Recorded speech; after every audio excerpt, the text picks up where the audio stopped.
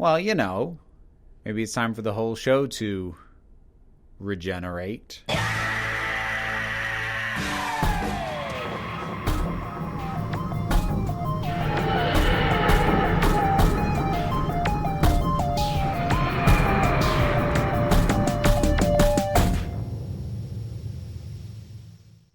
I should have grabbed some sunglasses, but I'm too dang lazy. Okay, folks.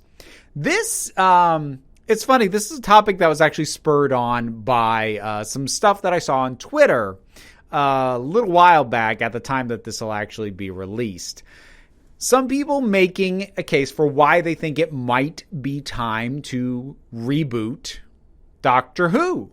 I'm going to tip my hand up front and say, no, we shouldn't. It should not ever be necessary to. But here's the thing. I actually thought through all the reasons why. What reasons are there to reboot something? Why do those reasons apply or not apply to Doctor Who? Is what we lose more than what we would gain by rebooting? So, having gone through all the thought of that, might as well squeeze a video out of it by sharing those thoughts with you. So, let's start with what are the reasons why you would normally look to reboot a property? Well, there are a few. One is if it has reached some kind of natural conclusion that doesn't allow for continuations. That is obviously not the case with Doctor Who. Unless something really insane happens in the upcoming years, it's a show that could potentially just go on forever. So that doesn't apply. Another reason would be if your key performers are aging out of the property. And the only way to keep it going is to just hit the reset button. Also doesn't apply to Doctor Who because of the mechanism of regeneration. In addition to that, sometimes you reboot because it has been so long since the last time anyone has touched this property that you're better off just starting over rather than trying to in some way continue it. Which obviously doesn't apply to Doctor Who because it's currently running.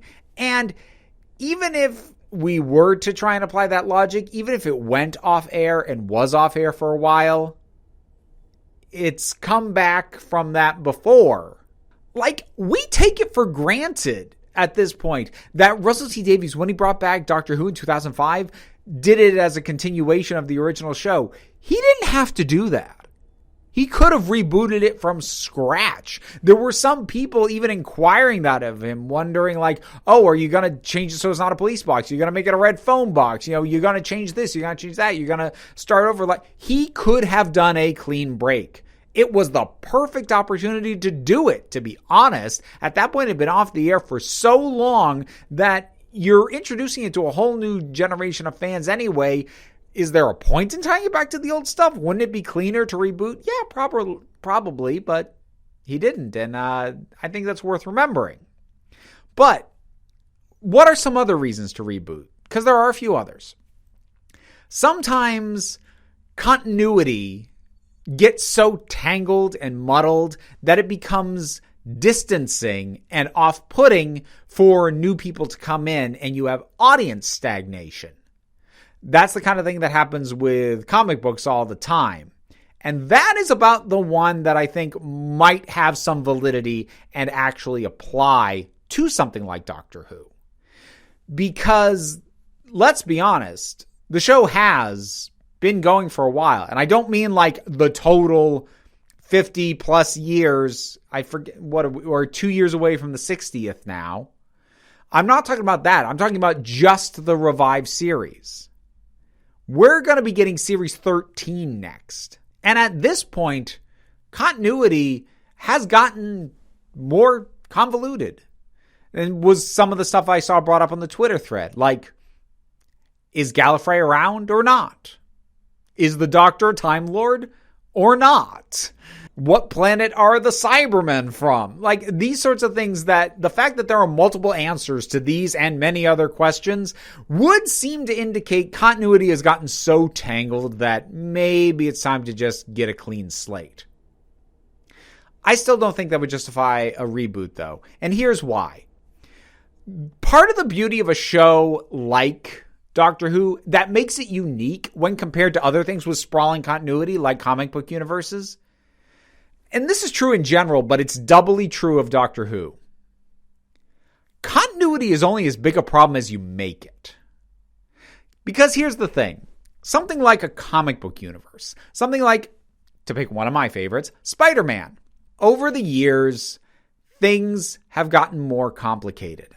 He has aged gradually, but the ways in which his foes die and then they come back, and he's always operating in New York City, and the heroes he knows, and the heroes who like him, and the ones who don't, everything gets intermixed and intertangled, and it's very tricky to unravel that. And it can be intimidating for new people to come in. But Doctor Who doesn't have the same kind of limitations that someone like Spider-Man does. Spider-Man is stuck on Earth in this world, in the Marvel Universe, and all the complexities that come with it. Doctor Who is not tethered to anything. Doctor Who can take place anywhere in time or space and do anything. And the fact that the continuity is jumbled, which, let's be clear, it's always been, doesn't matter unless the showrunner is drawing attention to it. If whoever takes over after Chibnall is of the opinion that the continuity is too convoluted, you don't have to reboot it to fix that. All you have to do is send the Doctor off on new adventures and not deal with the continuity messes. Like, honestly, the whole Brain of Morbius thing, which appears to have been part of what inspired Chris Chibnall to do the Timeless Child thing. The Brain of Morbius and the fact that we got images of people who were not any of the known Doctors, and the show was implying that these were previous incarnations of the Doctor, that happened in, what, the 70s? 80s? I can't remember. But it hadn't been a problem because nobody had brought it up again since then, and we all just moved on. It didn't bog the show down until somebody decided to make a deal out of it. It's an issue now because Chibnall's made a thing of it. But it's only as big a deal as you make it. So any showrunner has the ability to simplify it just by ignoring that stuff and sending the Doctor off on new adventures.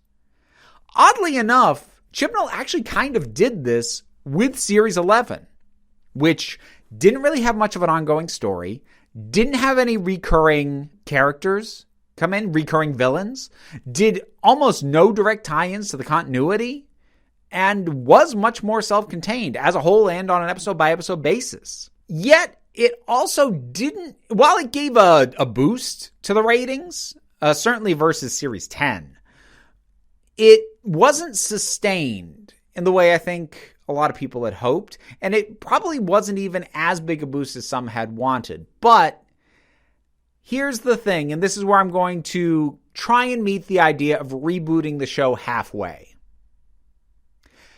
There may come a time when it is to Doctor Who's benefit to take a break. 3-5 years.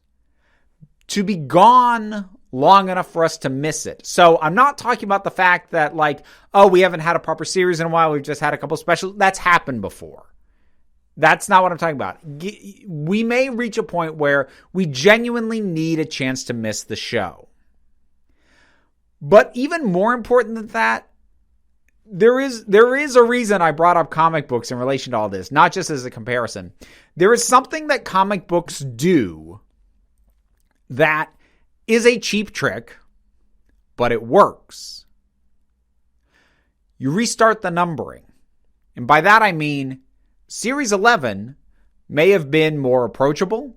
New Doctor, standalone stuff, no real callbacks. But it still says Series 11. People are still going to come in knowing that there's 10 years worth of stuff prior to that before even dealing with Classic Who. It can still be intimidating.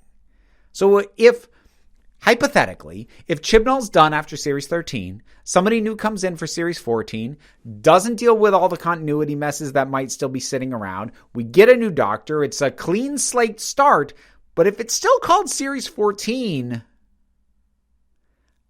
I think it's going to be hard to either entice people who have fallen off the show to come back or to bring new people in.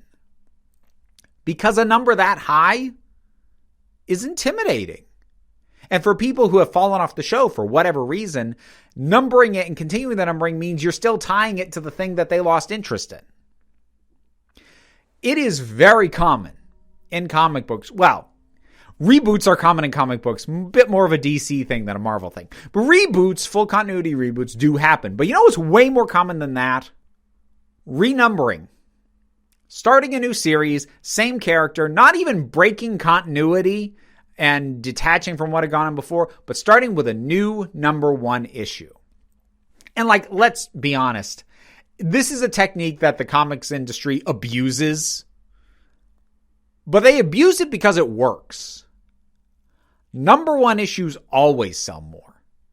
And part of the purpose, beyond just the mercenary sales attitude of it, but part of the purpose of starting from number one is to make it less intimidating for people to get started. Because if you see issue 98, even if it looks good, party's going to be going, oh, I don't know. Issue 1 screams, start here. Taking a break and starting again, not with an actual continuity reboot, but just by calling it Doctor Who Series 1. That, combined with, like I said, avoiding some of the continuity quagmires, much like Russell T. Davies did in the 2005 startup of the modern era of Doctor Who. There were continuity things in there, but they were nods. They were small things. They were things that still played and made sense, even if you did not know any of the details of all of the classic decades of Doctor Who. Taking that approach after a pause, not not a hiatus as long as we got between classic and please no, I love this show too much. But and also I should say, I'm not entirely sure we're at this point yet. However, there may come a point where a break is a good idea. And when the show comes back following a break, start with number one again. But don't reset continuity. You don't have to. Doctor Who has so many things built into it that means it never needs to be rebooted. And if something's a problem, ignore it. Deal with something else. Oh, we've decided to completely wipe out, this planet and these species, and the Daleks are really dead forever this time, and they're not coming back again. We're serious. Okay, well, have the Doctor land at an earlier point in the timeline when the Daleks are still around. Look at that new Dalek story. This show has so many awesome creative ways to work around stagnation that rebooting seems to me to misunderstand what the show has. And that's ignoring also the fact that when you reboot something, you're not just expecting a reset of the continuity and then to tell the same story. You're expecting things to change. There's a reason that after the Sam Raimi Spider-Man, the Amazing Spider-Man looked like this. And then after that, the new Spider-Man for the MCU looked like this. If you're going to justify a reboot, you have to make core fundamental changes. Because otherwise, why not just a continuation? If you truly rebooted it, you would kind of have to change major aspects of the concept, the mood, the tone, or the aesthetic of the show.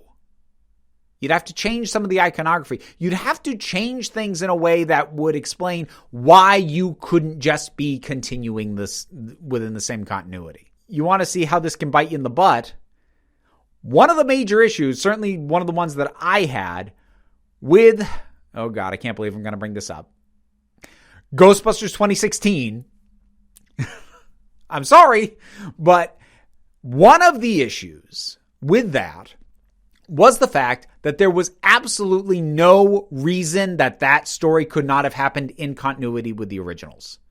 There was zero reason why that could not be a new group of Ghostbusters picking up on the work of Ghostbusters who had gone out of business and were out of the game for ages, or were working in a different city, or something else. There was nothing about that story and that film that said, oh, we definitely can't do this in the same continuity. Because the core concept, the major aesthetics, all the key factors were exactly the same. There was no need to hit a reset button. And people got annoyed. They also got annoyed for very stupid and oftentimes sexist reasons and a bunch of other nonsense. But that was certainly an issue I had. And it was one that a lot of people had. If you're going to reboot, you need to make some substantive changes. And do you really want that? I understand that maybe you want a new showrunner, maybe you want a new doctor, maybe you want it to stop focusing on certain aspects of the continuity. All those things can be accomplished without rebooting. There is no reason to ever reboot the Doctor Who continuity as far as I'm concerned. There you go. What are your thoughts about this? Can, should, whatever, Doctor Who reboot, yay, nay, whatever your thoughts are, drop something down in the comments. Let's talk about it. I have a Patreon, which is how I pay my bills and keeps this whole operation up and running. I don't have a sponsor this time, but if you like these earrings, they are made by Paper Cranes and Pride on Etsy. These specific ones, these gender fluid TARDIS, this design is not on the store. These were custom, but they have a ton of great pieces, jewelry, things like that in various Pride colors. Go check them out. They're worth your time. Good folks. So you've got my Patreon to check out. You've got that store to check out. But even beyond that, like, share, subscribe. All that actually does help. And I appreciate it. But you also don't have to. Because at the end of the day, my friends, you are the council.